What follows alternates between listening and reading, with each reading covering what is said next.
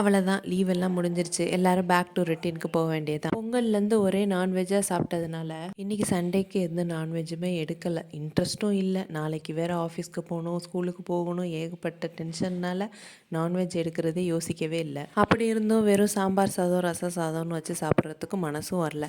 சரி அப்படி குயிக்காக பண்ணிடலான்னு சொல்லிட்டு தக்காளி சாதம் தான் ரெடி பண்ணேன்.